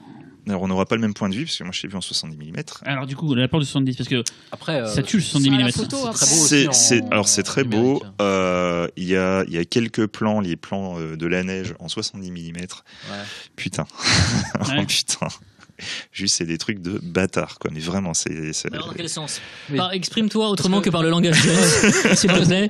Précise ta pensée. Ce sont des trucs de bâtard, en fait, c'est-à-dire. En fait, vous verrez pour ceux qui le verront 70 mm, l'ouverture du film, avec un plan enneigé, la musique à fond les ballons, c'est tétanisant, quoi. D'ailleurs, je sais pas si tu as lu le scénar. En fait, le scénar du film a été mis sur le site des Weinstein. J'ai pas vu ça. Pour la campagne des Oscars et c'est très drôle parce qu'en fait dans l'écriture du scénario, Tarantino écrit on voit une neige sublimement filmée en Panavision ultra 70 mm écrit en majuscule. Et c'est effectivement écrit en majuscule. Et en fait le film comme il l'a écrit, c'est assez génial. Non, les scènes dans la neige, elles tuent. Et accessoirement, je ne spoil rien, il y a un plan sur un chiotte. Je peux vous dire qu'en 70 mm, le plan est incroyable.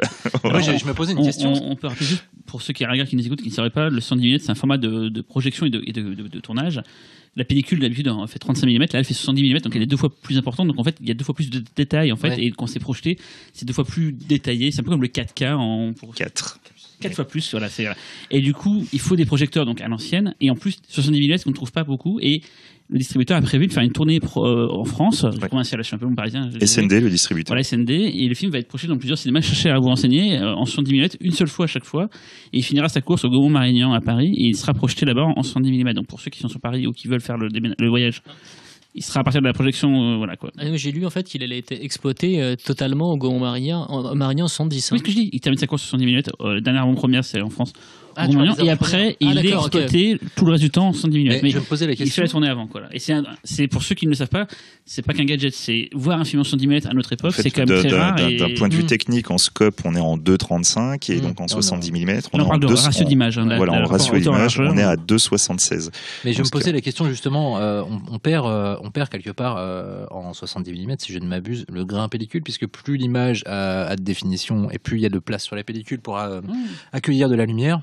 Moins on a de grains de pellicule. Du coup, je me demandais si la différence entre des projections 2K ou 4K du film et 70 mm en termes de qualité pure de l'image, allait être si la différence est si flagrante que ça. Le 4K, ça se rapproche beaucoup du 35. Oui. Et le 70 mm, pour moi, n'est pas encore atteint, peut-être dans les labos et tout, mais voilà. Et moi, je sais, pour My Two Cents, j'ai déjà vu des films anciens en 70 mm, mais j'ai vu aussi The Master de Paul Thomas Anderson, Paul W. Anderson Paul Thomas Anderson. Moi j'ai vu Death Race, Death Race en DCP, ça tuait. Et autant le film était à chier, autant le voir en 70 mm, ça a juste tué sa race parce que tu as une sorte d'ultra réalisme, une sorte d'ultra définition qui est dingue en fait. Donc je me suis dit, sur un vrai bon film, ça doit être terrible. Tu as effectivement des plans avec une ultra définition. Les plans sur la neige sont juste sublimes. C'est comme du relief sur relief, on va dire. Mais il y a l'élément quand même qui tue et qui, pour ma part, c'est ce qui m'a fait très plaisir. C'est que donc du coup, moi, la projo que j'ai vue, en fait, la pellicule, c'était la 3e fois qu'elle était utilisée. Elle était évacuée, quoi. Et ben non, justement, elle commence à prendre une petite patine. C'est très léger. Et du coup, les sous-titres sont incrustés sur la pellicule. Ils projettent. Il les projetait. Il les projetait. Parce que c'est ce que j'avais bien aimé en allant voir Interstellar au Max Inter, c'est que c'était des sous-titres français gravé sur pellicule. C'est le 35. Oui, mais c'était gravé sur la pellicule. Là, en fait, alors là, je pas vu depuis longtemps. Parce qu'il n'y a pas de labo, vraiment, je crois qu'il faut le 70 et qu'il peut graver. Enfin, c'est la copie, je crois, internationale. C'est assez compliqué. Mais du coup, le petit problème que ça implique, c'est qu'en fait, du coup, des plans sur la neige avec des sous-titres blancs projetés sont difficiles à lire. Voilà. Mais c'est le seul petit détail. Moi, je conseillerais quand même de le voir en 70 mm. Même si, oui, je reste quand même persuadé quelque part que c'est une expérience. Il y a peu d'intérêt de filmer ce huis clos en 70 mm. Mais en même temps, pour les quelques plans qui justifient le 70, ça tue, quoi. Puis il y a un travail sur la texture quand même dans le film, énormément, des décors, etc. Et le décor la photo est assez génial. De façon générale, pour vous l'avez vu tous les deux, soit en numérique, soit en pellicule. Le film est beau, le film est un peu moins beau que d'habitude. Comment vous le décririez? Moi, je trouve le film vraiment très très beau et je trouve plus beau qu'Inglorious, par exemple. Mais c'est carrément sans hésiter. Non, et puis c'est effectivement, il y a des extérieurs qui sont tout à fait sublimes. Je me souviens d'un gros plan sur les 2 chevaux au galop. On a en fait leur tête comme ça qui passe, non, qui passe pas du tout, mais on voit leur tête en tout cas. Non, mais je m'exprime très très mal en fait, mais le plan est vraiment très très beau et assez surprenant parce que c'est musique derrière. Puis c'est assez rare en fait de voir des gros plans sur des chevaux en fait. Habituellement, quand on cadre cet animal-là, c'est vraiment en plan large, quoi. Et puis après dans l'intérieur, c'est un huis clos, donc la mise en scène à l'intérieur, elle est comment? La mise en scène, c'est tout sauf du théâtre filmé, contrairement à ce que j'ai pu entendre ou lire, quoi. C'est-à-dire que déjà, je pense que ceux qui disent que c'est du théâtre filmé, à mon avis, vont soit rarement au théâtre, soit ils n'ont jamais vu de captation de pièces de théâtre. Parce que quand tu regardes une captation de théâtre, quand même, c'est pas du Tarantino, quoi. La place spectatorielle n'est pas la même. Exactement. Et puis ouais, la grande force du film aussi, c'est que son décor est vraiment un personnage qui a une importance capitale dans l'histoire, sans rien spoiler. Qu'il y a justement. Je ne spoil rien, je vous rassure. Il y a une scène qui va décrire en fait le décor dans lequel exactement, avec les significations des différents endroits de la pièce. D'accord. Voilà. C'est assez génial d'ailleurs cette scène. Elle intervient assez tôt. Et la musique alors? Parce que c'est quand même la première fois que Tarantino, même s'il a d'autres morceaux apparemment dans le film, fait composer une bande. Enfin, on lui a beaucoup reproché aussi de piquer à droite à gauche la musique, de jamais avoir ses propres thèmes, quoi que ce soit. Là, il a quand même fait, et pas n'importe qui, par Ennio Morricone, il a fait créer la BO, même si ce que Fausto me disait en micro, qu'il y a aussi des morceaux empruntés à des BO, genre de morceaux non utilisés de The Thing, des choses comme ça et tout. Voilà, mais du coup, comment est la musique, comment est-ce que ça, c'est un truc que moi j'attends beaucoup du film, c'est cette BO, quoi. Moi personnellement, comme Tarantino avait supervisé la projection, le son était très fort. Donc je dois avouer que moi, le passage avec la musique de The Thing m'a un petit peu gêné. Mais c'est après, vraiment le thème de The Thing ? Non, mais ça ressemble quand même vachement, quoi. Tu penses tout de suite. Il n'y a pas que la musique qui ressemble. Voilà. La neige. Non, ça sort pas du film, mais si on commence à trop entrer dans les détails, on risquerait vraiment d'en révéler trop sur le film. Mais, aliens dans le... Exactement. Mais par contre, l'ouverture du film, avec le plan ultra large, la musique à fond, les balles, enfin vraiment. Déjà l'ouverture, la musique. La musique de l'ouverture, déjà, elle prend à rebrousse-poil parce que c'est pas une musique de western, c'est quasiment une musique de film d'horreur ou de polar très sec. Au début, je me disais quand la musique commence, mais ça aurait plus sa place dans un dialogue, dans un western. Et déjà, ça pose une espèce comme ça d'ambiance très. Et du coup, à la fin de l'ouverture, là, je trouve que c'est vraiment une ouverture qui sert à quelque chose. Quand le film commence avec ses plans il y a déjà une espèce d'atmosphère funèbre qui nous emmène dans un truc qui finalement le film sera pas. Enfin, il y a une espèce de jeu de piste comme ça, des sensations, et la musique il joue un grand rôle là-dedans, et c'est assez intelligent. C'est vrai que le thème d'ouverture, c'est vraiment entre Les Incorruptibles et Revolver, quoi. Enfin, moi, ça m'a fait penser à ces deux films-là, et c'est d'autant plus surprenant qu'on s'attendait à une musique purement westernienne, et que le film, en fait, c'est une espèce de trompe-l'œil, quoi. C'est-à-dire qu'on est persuadé de voir un western, on s'attendait à un hommage au grand silence parce que ça se passe sous la neige, et parce qu'on est bête et qu'on se dit, bah tiens, mais en fait c'est dans la neige. Mais c'est ça, en fait, et du coup on voit le truc, on fait bah merde, non, finalement c'est. Mais en plus c'est le ça, sujet quoi. du film, une dissimulation, bien sûr, etc. bien sûr. Ouais. Et quid de la violence? Oh là là. Est-ce que vous pouvez parler sans spoiler, c'est ça le truc? Oui, bon, tout ce qu'on peut dire en tout cas, c'est que les gens en tout cas qui lui reprochaient d'être trop violent, et tous les débats, toutes les polémiques qu'il a pu déclencher, je pense que ces personnes-là vont pouvoir fourbir leurs armes à nouveau, parce que c'est son film le plus violent. Puis la scène avec la fameuse scène de Kill Bill 2. Kill Bill 1. Kill Bill 1, pardon, oui. Ouais. Ah ouais, c'est à ce point-là. Parce que même Django était un peu violent et tout, mais c'était plutôt des effusions de sang très chambaresque. Voilà, c'est un gore-fest. Hein. Là, c'est d'accord. Ouais. Ah, c'est cool. C'est splatter style, quoi. Tu passes vraiment pour des débiles en mode gore. Non, mais bon, en même temps, le truc, c'est que la violence est belle, et elle est encore plus belle quand c'est Tarantino qui la filme, quoi. En 70 mm. Et puis en plus, en 70 mm. Il n'y aura pas tous les jours un film gore en 70 mm. C'est sûr. C'est peut-être même le seul film de l'histoire, film d'horreur de l'histoire à avoir une tournée en 70 mm. Et en plus, ce qui est assez génial, c'est que c'est gore, ça fait plaisir, mais toujours avec l'intelligence de Tarantino, c'est que ça arrive toujours en décalage. En pinacle, en climax de passage de dialogue, etc.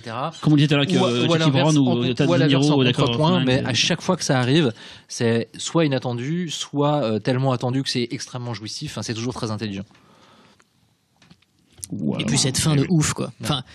Alors on va spoiler. Quand les robots arrivent. Putain de soucoupe volante, mais qui arrive. Et là, il y a des lapins de l'espace qui débarquent. Ça fait très très mal. C'est Night of the Lepus, en fait. Exactement. C'est un de ses. Il adore ce film en plus. Bah, tu vois. C'était son hommage. Night of the Lepus. C'est quoi en français le titre? C'est pas La Nuit des Lapins Géants. C'est dommage, ça aurait été bien, mais c'est pas ça. Je sais même pas s'il y a un titre. Non, mais du coup, enfin, en tout cas, pour revenir au ressenti, le fait est que quelque part, pour l'instant, à l'heure actuelle, il me fait un petit peu l'effet de Jackie Brown la première fois. Est-ce que tu n'as pas vraiment dit pourquoi tu n'avais pas trop dit en fait? Je l'ai trouvé long, mais le problème c'est que c'est un film qui me reste encore en tête. Donc pour l'instant, j'ai pas encore passé le cap j'ai trouvé ça long et chiant. Mais un jour, ce sera. Il y a plein de trucs qui sont vachement bien. Mais oui, non, mais c'est ça le truc, c'est que il y a suffisamment de choses qui me sont restées en tête pour. Je sais qu'un jour, je reverrai ce film. Et c'est bien le même scénario. Avec Michel ou pas? Peut-être que ça va le film a été leak. Enfin, le scénario a été leak à l'époque. Il y a eu une histoire comme quoi il y avait très peu d'acteurs qui avaient eu droit au scénario. Il y a eu un leak. Ah oui, la fuite du scénario. Je crois qu'il y a 3 personnes. Donc c'est réécrit, ça, c'est pas le scénario, quoi.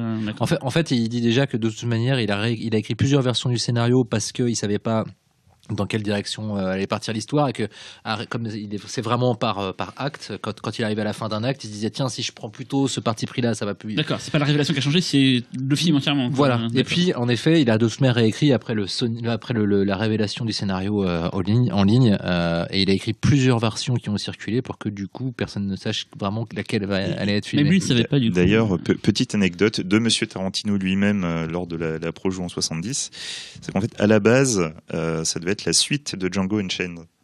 Et en fait, en écrivant son scénario, il trouvait qu'il ne fonctionnait pas, donc il cherchait quel était le problème. Et c'est pendant un festival, en fait, la révélation est arrivée, qui est tout simplement le problème, c'est Django. Ça ne fonctionne pas parce que il y a un héros en fait. Lui, il voulait vraiment 8 salopards, des vrais salopards. Qui est le vrai personnage principal du film, faut qu'on sache pas. Voilà, c'est ça le truc. On passe de personnage en personnage, on a chacun nos préférés.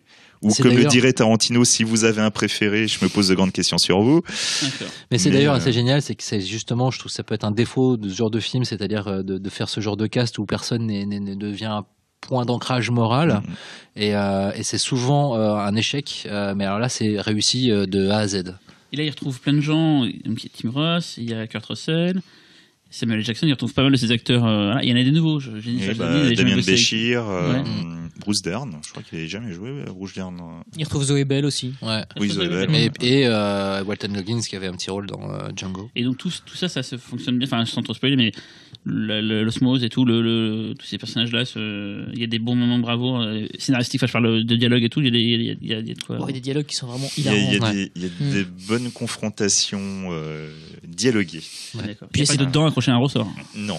Je suis désolé. Non, mais une histoire de bonbons. Oui.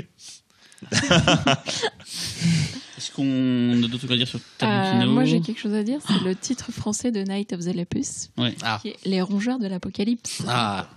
Mais le titre français est meilleur que le titre. Est-ce que Laurent, tu as une anecdote à nous dire sur Tarantino et Mad Movies? Le truc qui arrive parce que c'est quand même rigolo comme histoire, c'est marrant. C'est l'instant promo. Non, c'est juste que dans une interview qu'il nous a très gentiment accordée, mais pas à moi, mais dans le prochain numéro de Mad, je vais peut-être laisser Fausto d'ailleurs en révéler le contenu. Non, vas-y, Laurent. Il y aura une critique excellentissime critique même du film par le meilleur journaliste de la place de Paris. C'est pour ça que je voulais que tu parles en fait. Je pouvais pas le dire moi. Qui est mon voisin de table. Et il y a une interview de Kurt Russell et il y a une interview de Quentin Tarantino. Mais vous avez failli pas l'avoir. On a failli ne pas l'avoir l'interview en effet. On ne devait pas l'avoir. Et c'est Quentin qui a croisé notre journaliste Cédric Delolé et qui, quand il a su qu'il était de Mad Movies, a dit ouais mais moi je veux vous parler. Et donc voilà, parce qu'il connaît Mad Movies et il en a chez lui dans sa salle réservée aux magazines de cinéma. Donc voilà, c'est notre instant branlette. J'avais une autre anecdote mais qui est beaucoup plus ancienne en fait, et c'était Marc Toulek qui m'avait raconté. C'est-à-dire qu'à l'époque, il avait un créneau d'interview avec Quentin Tarantino pour Reservoir Dogs à Cannes. C'était Michel Bernstein qui était l'attaché de presse. Et en fait, il avait commencé l'interview, il m'avait raconté, il avait eu 1 heure avec lui. Et en fait, Tarantino était tellement bavard et tout, etc., qu'il avait donné rendez-vous à Marc sur la plage en fin de journée pour continuer à parler. Et donc complètement hors créneau d'entretien, tout ça, etc.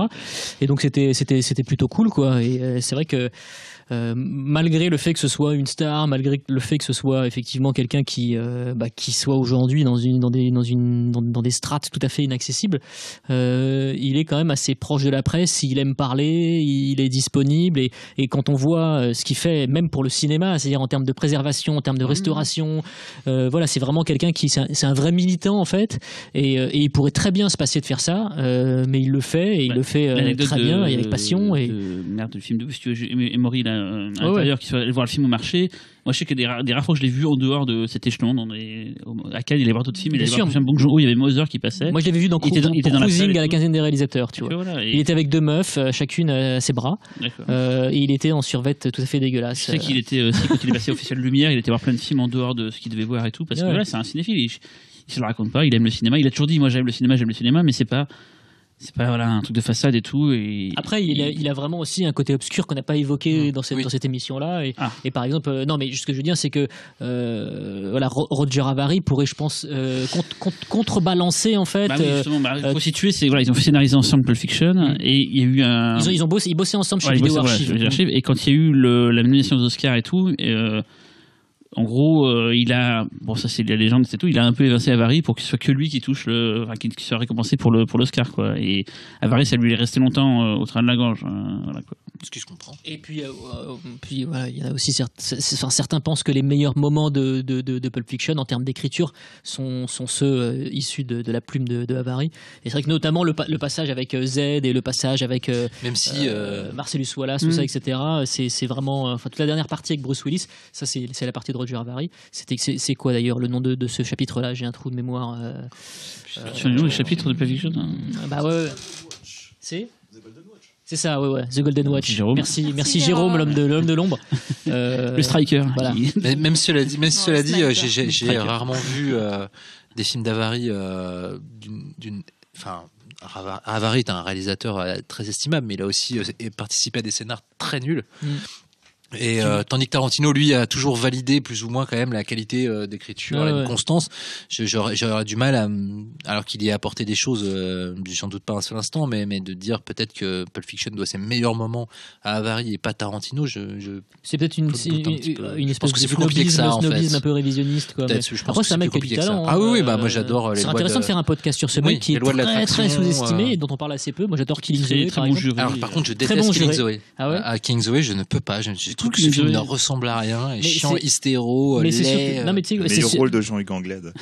Non, mais en fait, c'est un film qui est très très curieux d'un point de vue moral. C'est justement, enfin, c'est un film assez glissant, je trouve, à ce niveau-là. C'est un film propre. C'est un film très très mal aimable, quoi. Et notamment à cause du personnage de Jean-Hugues Anglade qui est détestable, quoi. Et donc du coup, vu que tu commences sur ce mec-là, c'est un petit peu dur en fait d'aimer le film, quoi. Mais j'aime bien quand même. Bon, bah du coup, on ira voir Les 8 salopards le 6 janvier 2016. Sauf si Cyril est à la chiasse. Et plutôt au Marignan, c'est ça. Et surtout avec Michel. Avec Michel, si on peut. Avec Mimi, dans les toilettes de l'UGC Montparnasse. La condition idéale, ce serait au Marignan avec Michel. En Panavision. Désolé, Michel. Merci Laurent et Michel. Je m'excuse auprès et de ma femme et de Michel. Mimi. Allez, salut.